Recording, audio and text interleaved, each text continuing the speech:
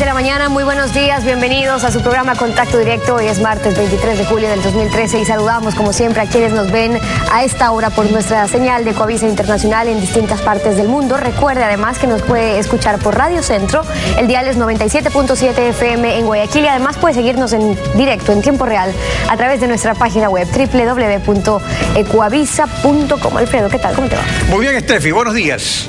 Buenos días con todos. Hoy son nuestros invitados Jaime Nebot, Zobeida Gudiño y Jorge Zavala Egas.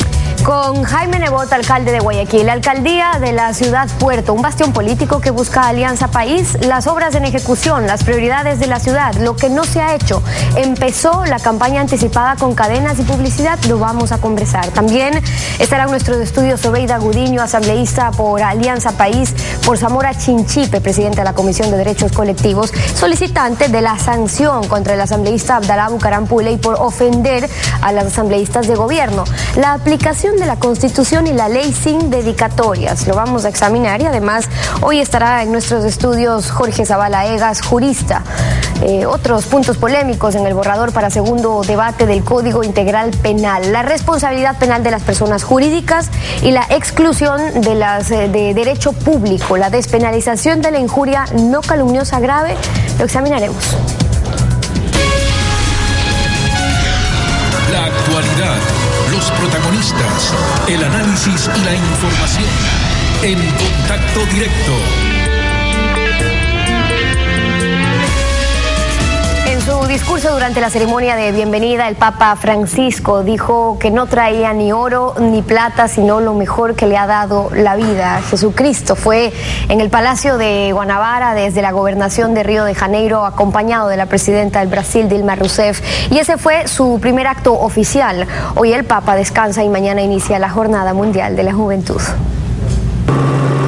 A bordo de este helicóptero, el Papa Francisco llegó al Palacio de Guanabara, sede de la gobernación de Río de Janeiro, en su primer acto con las autoridades brasileñas. Fue ovacionado y la presidenta Dilma Rousseff dijo sentirse orgullosa de que el primer Papa latinoamericano regrese a su continente. Sabemos que podemos encarar nuevos desafíos. Sabemos que podemos encarar nuevos desafíos y convertir una mejor realidad. Ese fue el sentimiento que movilizó, por ejemplo, en las últimas semanas, a millones de jóvenes en las calles. De jóvenes a ir às ruas. Además señaló que esta Jornada Mundial de la Juventud durará más de una semana por el mensaje de esperanza y fe que el pontífice transmitirá. Luego de la cálida bienvenida de la mandataria, el Papa Francisco pronunció sus primeras palabras en su continente, palabras dedicadas a los protagonistas de esta jornada. No tengo oro ni plata, pero traigo conmigo lo más valioso, Jesucristo. Como es habitual durante sus discursos, el sumo pontífice invitó a los jóvenes a que trasciendan las fronteras y creen un mundo de hermanos. Aprendí que para tener acceso al pueblo brasileño es necesario ingresar por el portal de su inmenso corazón. Tras esta recepción, el Papa Francisco se reunió a solas con Rousseff y está listo para empezar este gran acontecimiento del mundo católico. Bueno, y igual que cuando asumió el pontificado, el Papa Francisco se salió de protocolo poniendo a prueba el sistema de seguridad, todo por estar más cerca de los fieles católicos. Veamos un resumen de su llegada. El Papa Francisco se mostró en Brasil tal como es, sencillo, sin protocolos y muy cercano a la gente. Al salir del aeropuerto para dirigirse a la Catedral de San Sebastián, dejó la ventanilla del auto abierta para saludar a los fieles. Por ello, muchas veces la comitiva que lo acompañaba no pudo avanzar debido a la multitud que se agolpaba para verlo. Los guardias encargados de la protección del sumo pontífice fueron quienes más sufrieron. Tuvieron que extremar esfuerzos para lograr que la caravana prosiga su camino. Luego, en el recorrido por el corazón de Río de Janeiro, en un papamóvil con poca protección, el sumo pontífice se detuvo muchas veces para bendecir a los peregrinos. El primer papa latinoamericano pasó muy sonriente y haciendo diferentes señales con sus manos. Ya por la noche, el Papa del Pueblo mostró su amabilidad a los periodistas internacionales, incluso a nuestros compañeros de Ecuavisa, a quienes les dio su bendición.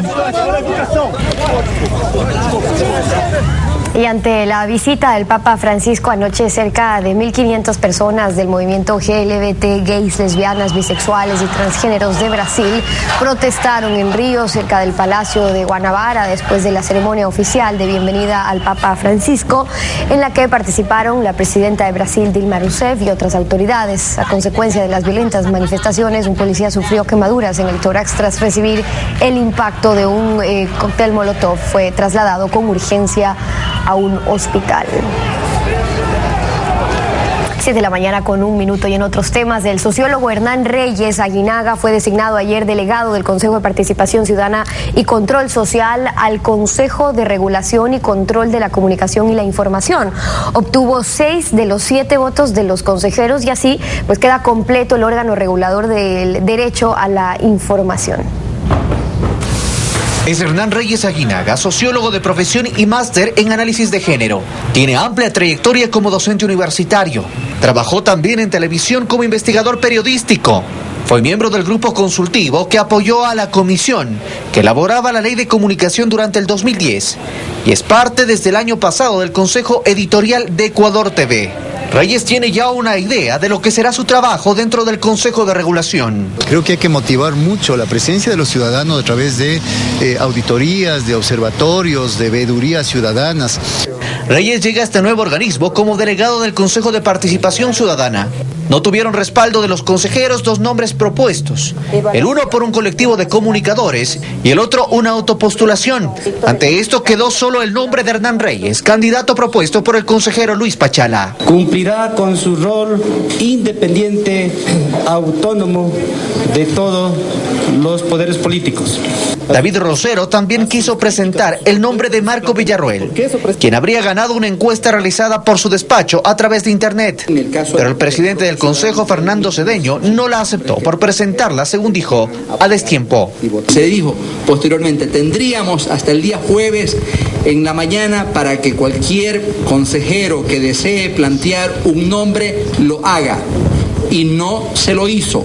Esto generó diferencias entre los 2 consejeros. Por escrito nunca se dijo. Y siempre lo dije, estoy en el uso de la palabra, por favor, yo no le interrumpí a usted cuando usted habló. Yo no necesito entregar por escrito nada, porque ese fue un acuerdo que quedamos todo y cada uno de los compañeros. Así, con un solo candidato, el Consejo de Participación designó con 6 de 7 votos al 5º y último miembro del Consejo de Regulación, el cual quedó conformado con Patricio Barriga, delegado del Ejecutivo, como su presidente, y como miembros Tamara Merizalde por el Consejo de la Niñez, Paulina Mogrovejo por la Defensoría del Pueblo, Roberto Wolgemuth por municipios, prefecturas y juntas parroquiales y Hernán Reyes por el Consejo de Participación Ciudadana.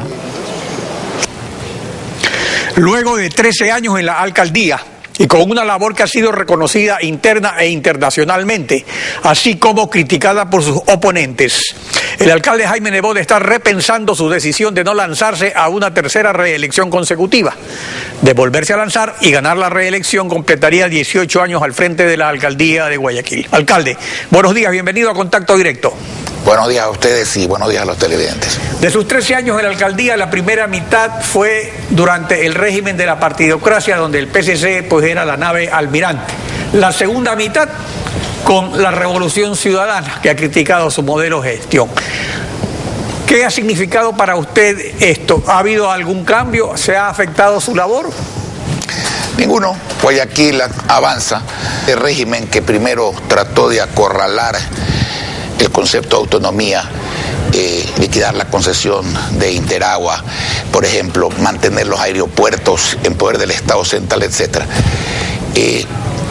Hemos obtenido competencias como la propia del agua potable y el alcantarillado, registro de la propiedad, ahora tránsito, de manera que navegamos y navegamos hacia donde tenemos que navegar, que es el progreso. En cuanto al modelo, mire, un común amigo suyo y mío, Alfonso Trujillo, cuando le preguntaban cómo está su señora, respondía graciosamente, ¿comparada con quién?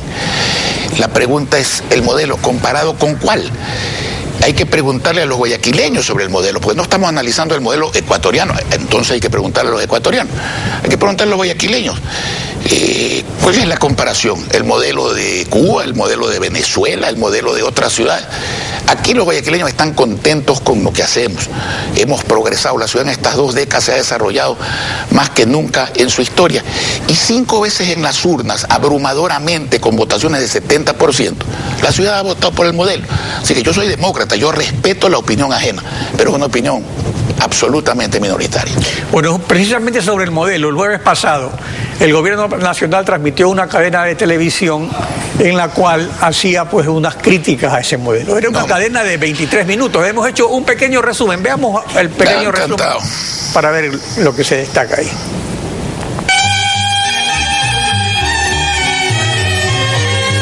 En 2007, una chispa fatal devastó las precarias viviendas de Esmeraldas Chiquito. Pese a no ser su competencia, el gobierno construyó las casas a través del Midubi. 5 años más tarde, estas siguen rodeadas de basura y aguas hervidas. El gobierno cumplió. El municipio se cruzó de brazos. En pleno Guasmo, el gobierno construyó el Hospital Materno Infantil Doctora Matilde Hidalgo de Procel. Las villas del Midubi dejaron atrás las casas vetustas y remendadas. Una inversión de 40 millones en Ciudad Victoria y Socio Vivienda está cambiando el paisaje de la zona. El nuevo modelo lo está implantando el presidente. Detener con valentía las invasiones y propiciar vías de primera para los pobres, viviendas dignas para los pobres y seguir trabajando justamente en el nuevo modelo de equidad. El gobierno asume de alguna manera un rol protagónico en el marco de la falta de ejecución del municipio de Guayaquil de lo que le hubiera correspondido años atrás de recuperar el estero salado como es emblemático. Los espacios verdes para nosotros, los guayaquileños, se concentraron en espacios de parques cerrados, amurallados. Por eso es que se inició un proyecto emblemático, el Parque Samanes. Santay también incorpora áreas verdes al guayaquileño que no está acostumbrado a un ecoturismo. Genera una nueva cultura, espacios verdes, entretenimiento, salud. El gobierno nacional ha mostrado especial dedicación para combatir la inseguridad en forma articulada. El sistema EQ 911 recibe cualquier denuncia e identifica el tipo de servicio a desplegar.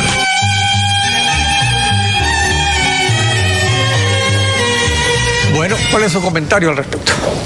Mire, la democracia, la publicidad, el papel y el Día de los Inocentes tienen algo en común. Aguantan cualquier cosa. Pero la verdad es otra. Y es fácil. ¿Quiere usted hablar del estero salado? ¿Quién recogió la basura acuática por primera vez? Nosotros. ¿Quién eliminó 400.000 ciudadanos que echaban sus aguas negras al estero salado mediante el alcantarillado sanitario en Trinitaria, en Los Guasmos, en Febres Cordero, en Letamendi, en la parte pertinente de la parroquia Tarqui? Nosotros. ¿Quiere usted hablar de vivienda? Allí muestran el proyecto bandera del gobierno. Vaya a verlo, cualitativa y cuantitativamente. Nosotros tenemos 35.000 viviendas al haber. Eso es techo y dignidad para 150.000 personas. De manera que la publicidad, seguridad. Usted ha tenido la oportunidad de leer el borrador del informe para el segundo debate del Código Penal. Sí. Si lo lee bien, y veo que lo ha leído, me alegro, concordará conmigo. ¿Saben lo que proponen con Ciudadanos? Que el robo con fuerza en las cosas deje de ser delito, es decir, deje de ser penado con cárcel cuando se dé entre esposos, padres, hijos, hermanos y cuñados. O sea, ahora el ciudadano ya no va a tener que preocuparse solo de que lo asalten en la calle, sino de que no lo asalten los familiares en la casa también, porque ya no va a ser delito. Hay veces me parece que el modelo garantista ya está llevando las cosas al fanatismo. Veo que la rehabilitación ya le permite a los reos participar en la reacción de las leyes. Pero eso, por ejemplo, sí afectaría la seguridad y eso afectaría su labor como alcalde, ¿o no? Bueno, la seguridad está afectando a la labor de todo el mundo y la vida en materia de tranquilidad de todo el mundo. ¿Quieren hablar de qué? ¿De pavimento, de agua potable, de alcantarilla? Mire, la gente sabe lo que pasa. Con esa publicidad pueden engañar a los que no viven en Guayaquil. Porque la gente que no vive en Guayaquil puede ver dos versiones, y sobre todo es una versión cargada con plata del pueblo, porque veo que ya empiezan a hacer una campaña de alcaldías con cadenas nacionales pagadas por el pueblo, lo cual me parece gravísimo. Pero los guayaquileños no lo van a engañar, pueden poner eso en la pantalla todos los días, en todos los canales, a todas las horas, hasta que la gente se aburra. Nadie cambia la realidad con la mentira. Abraham Lincoln decía, se puede engañar a algunos todo el tiempo, a todos poco tiempo, pero a todos todo el tiempo nunca. Claro, como usted señala, esto es una campaña anticipada, o sea, se nota que Alianza País está calentando motores, pero también se podría decir lo mismo del alcalde de Nebot. Veamos, por ejemplo, una publicidad que está saliendo en estos días en la televisión. Fundar es crear. Crear es hacer. Y en Guayaquil hacemos de todo para ti. Siempre juntos, siempre mejor. Alcaldía de Jaime Nebot. Bien, primero, eso es verdad. Hay una gran diferencia. Segundo, siempre hemos hecho información moderada, y más aún en las fiestas de Guayaquil, donde hay que informar. Usted no puede comparar eso con la avalancha publicitaria del gobierno. En cuanto a que calienten motores, tienen 7 años calentando motores, todavía no despegan aquí en Guayaquil. Ahora, pero lo cierto es que esta publicidad también indica un hecho que sería su interés, que usted lo ha anunciado, que está repensando su decisión previa pues de no ser candidato. Lo segundo es cierto, lo primero no tiene nada que ver lo primero con lo segundo. Claro, pero que cuando hubo la elección presidencial, tanto Guillermo Lasso como Rafael Correa decían que no iban a, que no decían nada, estaban pensando si iban a no ser candidatos, pero todo el mundo sabía que iban a ser candidatos. Ahora, eso tenía que ver tal vez con la prohibición del Consejo Electoral de publicidad previa, con la sanción eventual de que se le impute eso a los gastos de campaña, o una cuestión de estrategia electoral, o realmente... No, nosotros hemos seguido un patrón de conducta en materia de comunicaciones durante toda la vida. Usted puede revisar los 13 años, exactamente el mismo, los montos son los mismos, no varían la frecuencia en función de épocas ni de circunstancias. Y en cuanto a lo otro, yo lo he hecho públicamente, lo estoy repensando. Yo anticipo que tome la decisión que tome, una mitad de mí quedará insatisfecha. No sé si la mitad que quiere reintegrarse a lo personal después de tantos años de servicio público, reintegrarse a mayor tiempo a su familia, hacer lo que uno le gusta más, tengo derecho a eso. O la mitad que en las circunstancias que veo, en las circunstancias que los ciudadanos aprecian sobre un peligro de que las obras se destruyan, de que no continúe Guayaquil progresando, es la mitad que quiere servir, pero en todo caso eso no llegará más allá de los primeros días de octubre, así lo he indicado y así lo voy a cumplir. Sobre eso de la continuidad hay algo muy importante. Característica fundamental de Guayaquil es que es una ciudad-puerto, así como lo es Nueva York o lo es Singapur. O sea, eso es básico. Cuando usted planteó hace unos años el puerto de aguas profundas, y más o menos por la misma época o posteriormente, el gobierno no le dio la competencia portuaria al municipio de Guayaquil. El concesionario del gobierno ha hecho una gran inversión, ha hecho realmente mejoras en el puerto, pero no se ha incluido el dragado del canal de acceso al puerto. El canal de Panamá está próximo a inaugurarse, eso va a cambiar el tráfico internacional, de mantenerse actualmente el acceso en esas condiciones, de mantenerse congelado el proyecto de aguas profundas en Pozora, que era el proyecto que usted lanzó hace 6 años y que no ha avanzado. Estaríamos realmente ante una situación que podría dejar rezagado a Guayaquil.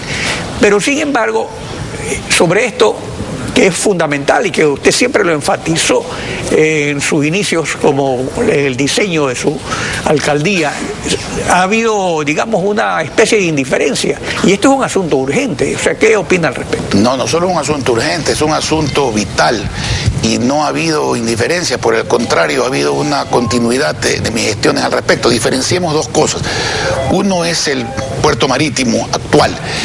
Yo redacté las bases de esa concesión y me preocupé de que frente a una posibilidad de que no se drague el canal de acceso al puerto, existiera una salida. La salida está en el contrato.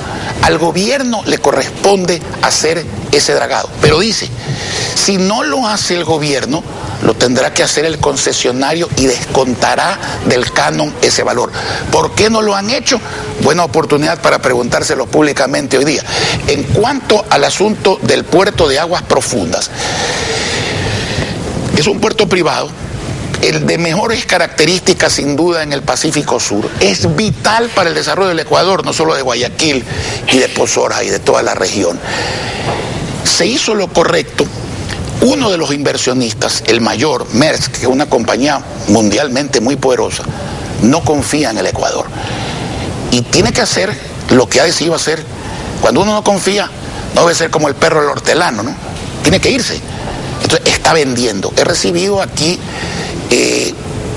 2 visitas de gente de Dubái, muy importante, que prácticamente ha manifestado extraoficialmente su deseo de adquirir ese porcentaje de acciones, porque los españoles y el resto de los ecuatorianos están en esto. Pero les voy a dar una primicia. Si yo soy alcalde nuevamente y eso no lo arregla el sector privado, tendremos que ir a una expropiación, porque Guayaquil sin ese puerto no se queda. Y eso el gobierno central, o sea, que lo asumiría directamente la municipalidad. Ese puerto no lo hará nunca el gobierno central, porque el gobierno central se ha caracterizado, no muchos gobiernos centrales no querían el aeropuerto internacional en Guayaquil, no querían el asunto internacional de los puertos en Guayaquil, la Manta Manaus la quieren por el norte, y está bien. Son posiciones, yo las respeto, no las comparto, pero nosotros estamos en capacidad, así como hicimos el aeropuerto, así como hemos hecho muchísimas cosas, de sacar adelante ese proyecto. Si la empresa privada sola no puede, tendrá que estar acompañada del gobierno local, pero Guayaquil tiene que tener ese puerto, porque ese es el puerto que significa el desarrollo futuro de la ciudad y yo diría del país. Y sobre el dragado del canal de acceso de agua, allí está muy claro. Y si el gobierno hace el dragado, ¿se suspende el proyecto de aguas profundas o pueden? No, son dos cosas totalmente distintas.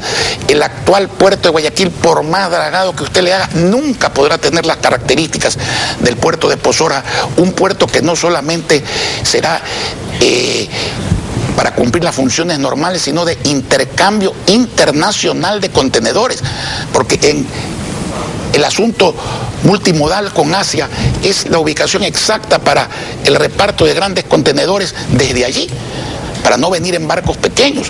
Entonces, eso es vital para la ciudad de Guayaquil.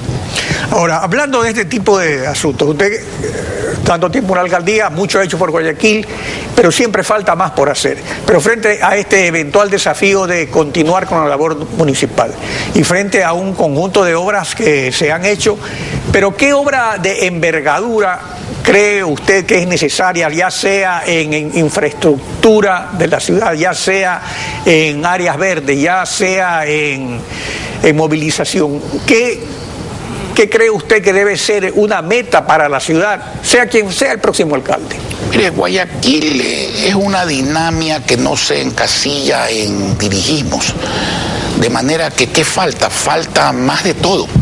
Yo creo que nosotros hemos abarcado todas las áreas, pero la intensidad y la cantidad siempre tiene que ser superada. Se puede y se debe avanzar en turismo, es fundamental. El tema portuario que usted ha tocado es vital para Guayaquil. El nuevo aeropuerto de Guayaquil se necesitará en unos pocos años. Hemos tomado todas las precauciones técnicas y económicas para hacerlo, pero llegará el momento que hay que hacerlo. La regeneración urbana tiene que continuar. O sea, aquí tenemos que hacer un Guayaquil que sea el máximo de bienestar. Es una filosofía de servicio que tiene que distribuirse en acciones concretas. El máximo de bienestar, donde lo físico, la magnitud de lo físico, solo sea superado por la magnitud del orgullo y la felicidad que tengan que sentir los habitantes de esta ciudad. Alcalde, para terminar, ¿está usted de acuerdo con la elección por distritos de concejales y en la aplicación del método de Hong que pretende el Consejo Electoral? Yo estoy de acuerdo en cualquier método, porque en todos los métodos para ganar hay que tener votos. Lo importante es que con los métodos no haya trampa. Y al menos si yo soy candidato, aquí no habrá trampa, porque no nos la vamos a dejar hacer. Alcalde, gracias por su participación. Gracias a usted, Alfredo. Estefi. Son las 7 de la mañana con 20 minutos en instantes. Vamos a estar conversando con Sobeida Gudiño, asambleísta de Alianza País por Zamora Chinchipe y presidenta de la Comisión de Derechos Colectivos, solicitante de la sanción contra el asambleísta Abdalá Bucaram Puley por ofender a las asambleístas de gobierno. Vamos a examinar este caso al volver. Usted quédese en nuestra sintonía. La enfermedad del ignorante es ignorar su propia ignorancia, lo dijo Bronson Alcott, filósofo estadounidense.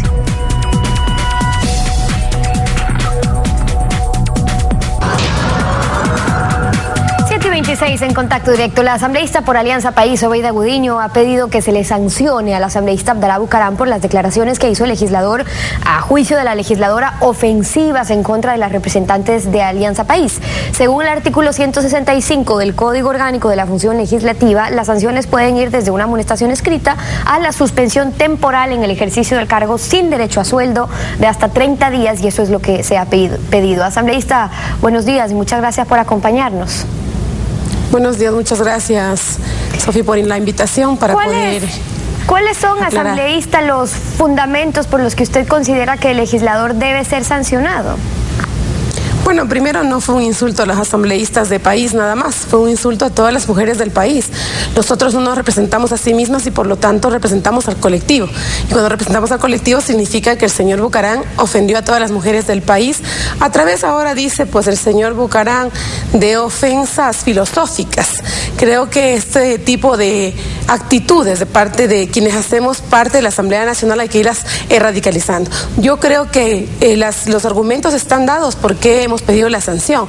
Es de conocimiento público, ahora mismo que contamos con una radio en la Asamblea Nacional, las ofensas que el señor Bucaram vertió en esa sesión del Pleno de la Asamblea. Pidió la palabra solamente para insultar y al finalizar su intervención, pues se refirió a las mujeres del Parlamento de la Asamblea al decir que nosotros pasamos bailando y bebiendo con los asesores en los pasillos de la Asamblea Nacional. No es el tema de la frase que ahora dice el señor Bucaram, que nosotros somos ignorantes y no conocíamos la filosofía del señor Khalil y que por eso ahora lo queremos sancionar. La sanción es clara, hemos planteado el artículo 165 y 166 de la Ley Orgánica de la Función Legislativa y es una sanción administrativa. La Ley Orgánica de la Función Legislativa permite que nosotros podamos desenvolvernos en el quehacer legislativo dentro de la Asamblea Nacional. Ahora, otras compañeras suyas han argumentado que lo que debe haber es una investigación en la Fiscalía, incluso sobre las declaraciones que ha hecho el señor Bucaram. Si es que había asambleístas en la Asamblea bailando en estado etílico, bueno, es otra cosa que hay que averiguar qué pasó. Pero el asambleísta Bucaram ha hecho graves denuncias, que hay una asambleísta de Alianza País que recibía $8,000 mensuales por parte de la familia Isaías en una cuenta en Miami, eso dijo. Que hay nuevos ricos enriquecidos con el petróleo, eso dijo. Ustedes como legisladoras, si creen que eso es una injuria, si es falso, deberían ir más allá, pedir una investigación seria sobre esos temas que se están denunciando. ¿Lo van a hacer? Sí, por supuesto. Quien planteó el tema de que vaya el señor Bucaram a la Fiscalía ha sido la propia asambleísta María Augusta Calle, nuestra compañera. Y el otro tema, usted acaba de decirlo con mucho acierto, el señor Bucaram no solamente es que ofendió a las mujeres de palabra, sino que también nos ha dicho que nos hemos enriquecido y que habíamos entrado con una mano por delante y otra por detrás. Y usted acaba de decir otra cosa que el señor Bucaram lo viene manifestando. Si es que el señor Bucaram tiene pruebas y dice que hay asambleístas que realmente estuvieron recibiendo dinero de los Isaías en este país y están dentro del gobierno nacional, pues que lo denuncie. Yo le increpo al señor Bucaram a que sea más frontal en sus declaraciones, que dé nombres. Yo creo que la ciudadanía está esperando esa frontalidad. No debemos ser cobardes políticos y escondernos detrás de una inmunidad parlamentaria y decir, bueno, lanzo ofensas. Digo que hay un sinnúmero de personas que se han enriquecido. Digo que aquí hay un tema de enriquecimiento ilícito, que es lo que está diciendo. Hay tema de corrupción, pero sin embargo me atrevo también a decir que no voy a dar nombres. Creo que ese tipo de actitudes no demuestra que el señor Abdalá Bucaram sea tan honesto como parece, porque no está diciendo tampoco los nombres de las personas a las que está diciendo que ha habido temas de corrupción. ¿Usted se refiere a que dé nombres, a que no haya generalidades, que se diga exactamente quién es el que podría estar cometiendo una irregularidad, un acto de corrupción? Porque al generalizar se les afecta a todos, se les afecta a todas ustedes como asambleístas y eso está bien. Pero no es lo mismo que Alianza País aplique aplica cuando el presidente de la República, por ejemplo, funcionarios de gobierno, en sus ataques a la prensa, generalizan. Ahí la lectura sí es distinta. Escuchemos lo que dijo Fernando Cordero, el expresidente de la Asamblea. Yo creo que el carácter de las personas a veces sobredimensiona los efectos. La propia forma de ser de mi compañero Rafael Correa, pues es polémico. Dicen que para que la frase dicha sea una injuria tiene que ser personal. No hay injurias sobre los objetos, no hay injurias sobre los colectivos. Cuando es global, realmente se diluye. No estoy justificando la adjetivación. ¿Es una vara para medir a los asambleístas contrarios y otra para sus compañeros de Alianza País? No, estamos completamente de acuerdo. El tema de generalizar no nos lleva a nada bueno. Y nosotros cuando nos hemos referido, al menos a los medios de comunicación, hemos dicho que hay ciertos medios de comunicación. No nos referimos a todos porque creo que hay un buen periodismo. Usted ha sido reconocida a nivel internacional, Estefanía, justamente por su forma de hacer periodismo en el Ecuador. Creo que eso también nos da muestras de que no todos los periodistas entonces se encasillan en el mal periodismo en el Ecuador.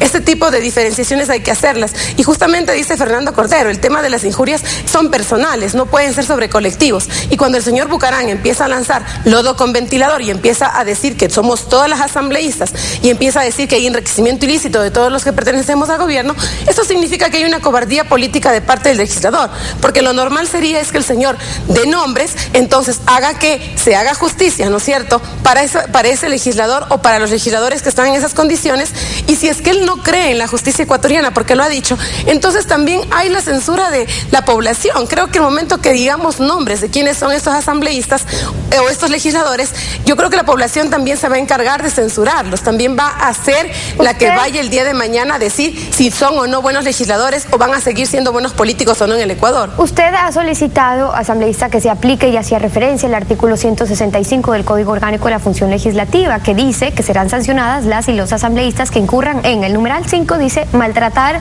de palabra o de obra a los asambleístas o funcionarios de la Asamblea, y el numeral 6 dice expresarse con términos ofensivos, discriminatorios o que inciten al odio en las sesiones del Pleno de la Asamblea Nacional y de las comisiones especializadas. Ahora, hay muchos asambleístas que no necesariamente han sido sancionados en estos casos, igual han habido declaraciones muy fuertes. Alguna vez yo recuerdo un asambleísta de Alianza País decía que si hablamos si es que estamos hablando del señor Bucaram, decía que nadie le va a quitar al PRE a sus niños y a sus niñas, que no sabrían qué hacer con los hijos del PRE. Entonces, también han habido declaraciones o términos ofensivos o que inciten al odio, y en ese sentido, ¿han habido sanciones? A ver, la ley orgánica de la función legislativa es clara y dice, cuando un asambleísta dentro de la Asamblea Nacional, a través del debate, empieza a agredir de palabra u obra a los compañeros legisladores, será aplicada este tipo de sanción que establece la 165. Cuando en sus intervenciones haya ofensas, ¿no es cierto?, de discriminación o inciten al odio, es una sanción administrativa. Realmente la ley orgánica de la función legislativa hace que nosotros podamos desenvolvernos como legisladores dentro de la Asamblea Nacional. Y qué pena, yo digo, en un momento dado, de aquellas personas que no han puesto un pare a ese tipo de ofensas. Yo en este caso he salido al frente del señor Bucaram porque no es un tema de venir y decir que todas las legisladoras, insisto, es un tema de todas las mujeres del país. Y en ese sentido es que he salido a responderle al señor Bucaram, a decirle que no vamos a seguir permitiendo en la Asamblea Nacional que se siga manejando esa práctica de la vieja de partidocracia, de ese Congreso donde escuchábamos a gente que insultaba, que profería improperios contra sus propios colegas diputados en ese tiempo, donde existía el sincerazo, donde iban armados. Nosotros hemos dicho que ese Congreso se cerró por pedido del pueblo ecuatoriano y en este momento nos encontramos en otra época de hacer política. Yo soy una mujer joven en política, por lo tanto no vamos a permitir que se ensucie también la imagen de quienes estamos en este momento haciendo política y tenemos otra visión del quehacer político en la sociedad ecuatoriana. Quizás, asambleísta, en lo que el país sí está de acuerdo es que no se tolere este tipo de términos ofensivos o discriminatorios, vengan de donde vengan. Ahora, la asambleísta Cintia Viteri ese mismo día quiso dar paso a una resolución que rechace todo tipo de ofensas. Escuchemos algo de lo que dijo también aquí en Contacto Directo. exigir respeto de todos los asambleístas, del presidente de la República y de todas las autoridades a todas las mujeres, no un grupo escogido. No me diga la mayoría gobiernista que Marta Roldós, a quien el presidente le dijo loca, furiosa, la prefecta Yori, a quien le dijo tonta, limitadita, o a una animadora de un programa de hace tiempo de cocina, quien incluso le hizo el gesto de que consumía droga, o Lourdes Tibán, que ellas no tienen ningún respeto, o Mary Zamora, que ellas no merecen respeto al igual que lo merecen ellos. Este pedido de la asambleísta no lo apoyaron, ¿por qué? Bueno, efectivamente, cuando la asambleísta Viteri plantea esta resolución en la Asamblea Nacional, lo que buscó ella con esto es que no se sancione el señor Bucaram.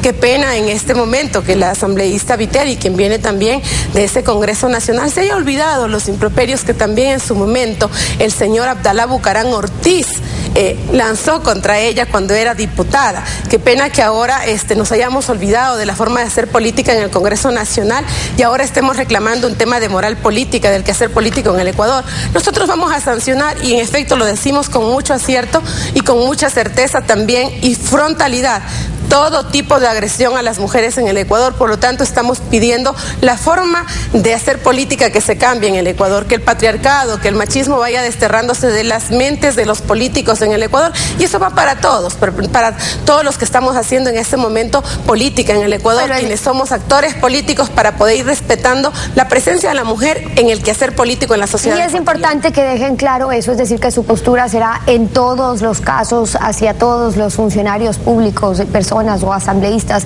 Ahora, según el asambleísta Bucaram, con esta sanción, y quiero citar textualmente lo que ha dicho, es que lo que quieren ustedes, asambleístas de Alianza País, es marcar más bien un precedente para que el que se atreva a criticarlos, lo dijo textualmente, insisto, el que se atreva a denunciarlos, a criticarlos, sepa que la avalancha verde de Alianza País los va a denunciar, que va a causar temor y amenazar. ¿Qué dice usted sobre eso? Nosotros no hemos censurado el debate en la Asamblea Nacional. Hemos visto los debates acalorados que tenemos en la Asamblea Nacional, propios o de la naturaleza que tenemos justamente en un parlamento. Lo que no vamos a permitir, lo que sí vamos a condenar, es que a través del uso de la palabra se trate de mancillar el buen nombre y la reputación de los seres humanos que estamos dentro de la Asamblea Nacional y de los que están fuera de la Asamblea Nacional. Insisto, cuando él se refirió a las asambleístas, no se refirió solamente a las asambleístas de país, se refirió a todas las asambleístas que conformamos la Asamblea Nacional, pero a todas las mujeres, porque insisto, nosotros representamos a ese conglomerado. Por lo tanto, hay que decirle al señor Bucaram que nosotros no vamos a olvidarnos también de la forma de hacer política de los bucaranes en el Ecuador. Se van a seguir con esas viejas prácticas de insultar y amedrentar, y ahí nosotros le vamos a decir, no nos vamos a amedrentar, siempre vamos a enfrentar el tema de que nosotros no vamos a permitir que se siga mancillando el buen nombre y la reputación de ningún legislador, de ningún ciudadano ni ciudadana. Y en este caso se metió con mujeres y hemos salido al paso. Entonces hay que decirle al señor Bucaram que la forma de hacer política de su padre no puede ser nuevamente una réplica a través del hijo. Esa es la postura de Sobeida Gudiño, asambleísta por Alianza País, hoy acompañándonos en Contacto Directo. Gracias, asambleísta, por haber estado con nosotros. Muchísimas gracias a ustedes, Stephanie. Son las 7 de la mañana con 38 minutos, una pausa, y cuando volvamos ya está en nuestros estudios del jurista Jorge Zavala Egas. Penalizaciones y despenalizaciones en el borrador para segundo debate del Código Orgánico Integral Penal. Lo examinamos al volver. ¿Qué es en nuestra sintonía? La violencia es el miedo a los ideales de los demás, lo dijo Mahatma Gandhi, político y pensador indio. El proyecto de Código Orgánico Integral Penal penaliza y despenaliza figuras delictivas a la carta. Al consumo de drogas ilícitas ni siquiera se le aplica sanciones de rehabilitación no privativas de la libertad, aunque la Constitución considera a esta conducta como un problema de salud pública. De otro lado, se crea la responsabilidad penal de las personas jurídicas privadas, una verdadera novedad considerando que las personas jurídicas son personas ficticias. Doctor Jorge Zavala Egas, buenos días, bienvenido a Contacto Directo. Sí, buenos días. Efectivamente, el Código Penal Integral que se debate introduce la figura de la responsabilidad penal de las personas jurídicas.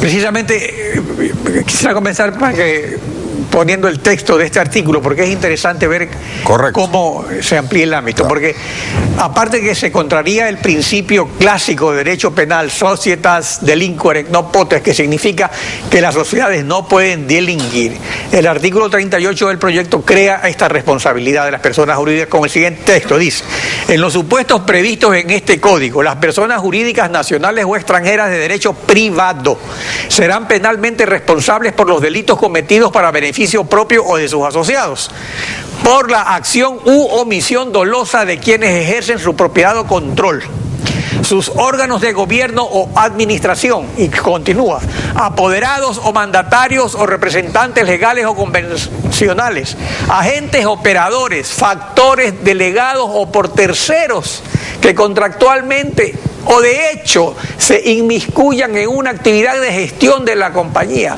ejecutivos principales o quienes cumplan actividades de administración, dirección y supervisión, y en general por quienes actúen bajo órdenes o instrucciones de las personas naturales citadas. Ahora, esto crea un ámbito muy amplio. Aquí lo importante es esto de las repercusiones, porque esto no se ha aplicado en todos los países, son muy pocos los que lo han hecho. O sea, ¿cuáles serían las repercusiones de establecer este tipo de responsabilidad penal? Si uno lee el artículo con tranquilidad y la norma, se nota que se orienta claramente a hacer la responsabilidad que se llama por riesgo. Es decir, la persona jurídica que no tiene voluntad ni conciencia actúa por órganos, y estos órganos con terceros. Todos estos crean un riesgo en la sociedad de cometer delitos, y en consecuencia, al crear el riesgo, se los hace responsables. Pongamos un ejemplo para los televidentes. Mañana una empresa, persona jurídica, que tiene en su negocio el alquiler de vehículos. Resulta que uno de esos choferes, tercero de la persona jurídica, pero con vehículo de la persona jurídica, comete un delito, el riesgo que puso la persona jurídica al poner el vehículo la hace copartícipe del delito y en consecuencia objeto de sanción penal. Es decir, la ampliación de la responsabilidad es en función del riesgo que cada factor de la persona jurídica pone. Eso es una cosa muy peligrosa en toda sociedad. Ya se lo experimentó en Colombia en el año 1993. Al año, la presión social hizo que se reforme esa norma, porque realmente se crearon una serie de extensión de responsabilidades en que nadie podía vivir tranquilo, so pena de tener el temor de la cárcel en la mente. Ahora, hay otra situación también, porque se crea, por un lado, esta responsabilidad penal de las personas jurídicas de derecho privado. Se excluye la de derecho público. Así es. Pero, sin embargo, la Constitución establece en su artículo 11, numeral 9, la responsabilidad patrimonial del Estado, y que el Estado ejercerá de forma inmediata el derecho de repetición en contra de las personas responsables del daño, es decir, de los funcionarios que cometieron el abuso.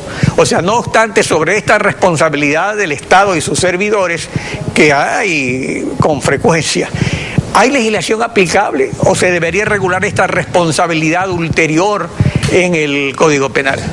No, la responsabilidad del Estado está en la Constitución de la República como institución.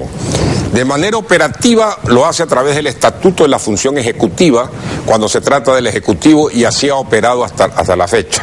Y luego, en lo que se trata, por ejemplo, de responsabilidad del Estado, de sus empresas públicas, lo que falta es la institucionalización de la responsabilidad del servidor público que cometió el daño, en cuyo caso falta la ley de repetición. O sea, servidores públicos de todas las funciones del Estado, o sea, no es que nos estamos refiriendo al gobierno. Pongamos, por ejemplo, que incluso con actividad lícita el Estado comete un daño, los responsables, los funcionarios públicos, te responden que el Estado paga al particular, pero los servidores públicos le pagan al Estado, en una repetición que debe regularse en una ley que ya está para segundo debate.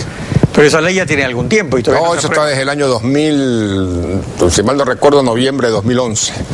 Está para segundo debate y jamás se la ha vuelto a tocar, porque ahí es donde entra precisamente el problema. Si uno calcula cuánto tiene el Estado que pagar por daños que cometen sus servidores públicos, normalmente es una cifra muy cuantiosa. Tengo entendido que hay una estadística no oficial de que hasta aquí el Estado tiene ecuatoriano, sin contar las petroleras, tiene reclamos por daños y perjuicios de alrededor de 680 millones de dólares, producidos a particulares, sea por el IES, sea por los hospitales, sea por educación, sea por falta de seguridad eléctrica, sea por lo que sea. Esos daños tienen que responderlos el Estado. No los ha respondido el Estado y en consecuencia van a las acciones internacionales. Cuando funcione la institución no va a haber necesidad de ir a las acciones internacionales, sino concretamente dentro del país hacer efectiva esa responsabilidad patrimonial del Estado. Ahora, otro tema conexo lo establece el artículo 31, numeral 3 del proyecto, que es la responsabilidad coadyuvante. Al respecto, ¿qué nos puede comentar? Bueno, lo que ellos hacen es la participación. Ya la hacen más extensiva dentro de los coautores y ponen el que coadyuva de manera principal. Ahí viene una inquietud que hay en forma... Ese autor coadyuvante, ¿se le va a exigir también el dolo en la participación del delito? ¿O va a ser un autor coadyuvante que puede ser y simplemente un instrumento del autor principal? Es una figura muy peligrosa, hay que saberla considerar.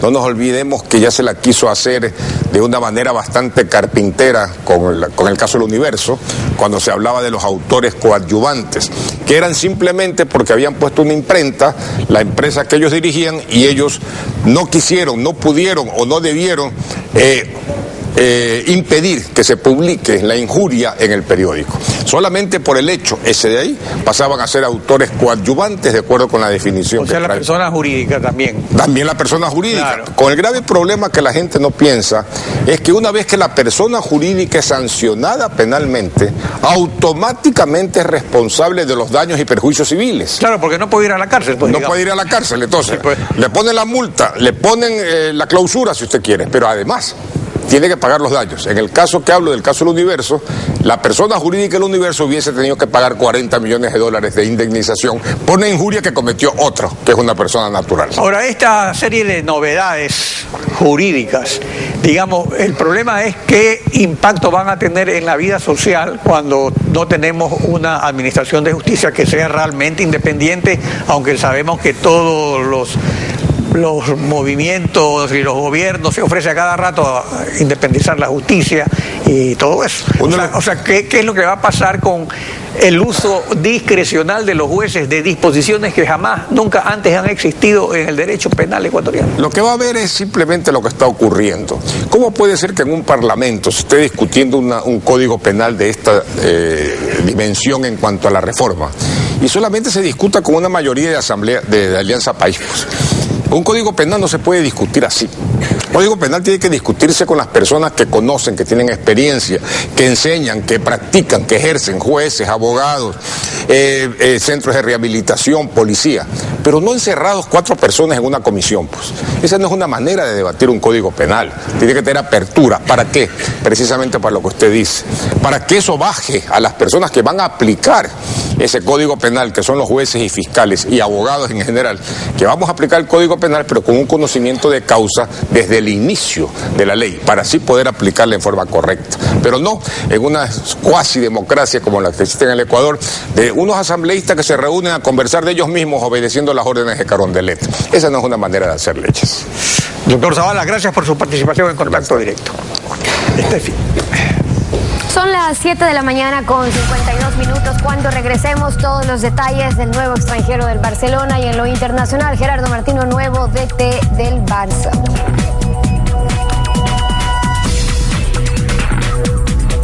7:58, tiempo de los deportes. ¿Qué tal, María Giselle? Ya se presentó a Sebastián Rivas, nuevo delantero del Barcelona, y en el Deportivo Quito llegó el venezolano Seijas, ¿no? Así es, Steffi, muy buena la información. Y bueno, Barcelona presentó a su tercer refuerzo extranjero, el uruguayo Sebastián Rivas. Es otro delantero que se integra al conjunto amarillo. Además, el presidente del club, Antonio Novoa, confirmó la llegada del volante colombiano Fabián Vargas. Veamos. Sebastián Rivas llega a Guayaquil procedente del club italiano Génova. El delantero uruguayo de 25 años jugará en Barcelona por un año con opción a compra y aseguró sentirse capaz de debutar lo más pronto posible. Yo creo que sí, vengo de tener la preparación allá en Europa, la preparación normal que se hace ante los campeonatos y bueno, eso después será decisión del staff técnico después de que nos podamos ver. Tras la presentación del jugador, el presidente del Club Amarillo, Antonio Novoa, ratificó la llegada de un cuarto futbolista extranjero. Al preguntársele si se trata del colombiano Fayán Vargas, él expresó: la cuarta incorporación está viniendo. No el que se está nombrando acá en Guayaquil, ¿no? Sí, es el que se está nombrando. Bueno. Por lo pronto, el plantel barcelonista planifica los 2 partidos que jugará en 3 días. El amistoso con Sevilla de España el viernes y con el Nacional por el campeonato ecuatoriano el domingo. Y el Deportivo Quito completó su nómina de foráneos, el venezolano Luis Manuel Seijas. Luis Manuel Seijas ya está en el país. El mediocampista ofensivo de nacionalidad venezolana vestirá la camiseta del Deportivo Quito por los próximos 6 meses. Con muchas ganas, con mucha ilusión de que mañana poder empezar y poder aportar un poco al equipo que en las últimas fechas veo que remontó, ¿no? El llanero se decidió por el plantel capitalino. Según él, fue la mejor oferta que recibió. Capaz la idea era quedarme donde estaba o más cerca, pero después en la realidad Deportivo Quito fue la mejor opción. Por eso no lo dudamos. El nivel del torneo ecuatoriano es muy bueno. Este martes Seijas cumplirá los chequeos médicos y se integrará a los trabajos con Deportivo Quito. Y el argentino Gerardo El Tata Martino es el flamante estratega del Barcelona de España. La dirigencia azulgrana se decidió por el rosarino para la conducción del club por los próximos 3 años. Martino llegará con todo su equipo, es decir, asistente y preparador físico, Elvio Paolo Rosso y Jorge Pautazo, respectivamente. Ellos lo acompañaron en Newell's Old Boys, su anterior institución. Y nos despedimos con el top 5 goleador. En esta semana tenemos dentro del ranking a nuestro compatriota Jefferson Montero. Iniciamos nuestra revisión con este tanto de Douglas Caetano, jugador del Olimpia de Honduras. Fue en el duelo amistoso ante Millonarios. Tiro libre sensacional. Pasamos del 4º lugar. Otro amistoso, pero en Argentina. San Martín y Atlético Tucumán. Albano Besica de larga distancia. Por arriba del guardameta. Entramos a podio.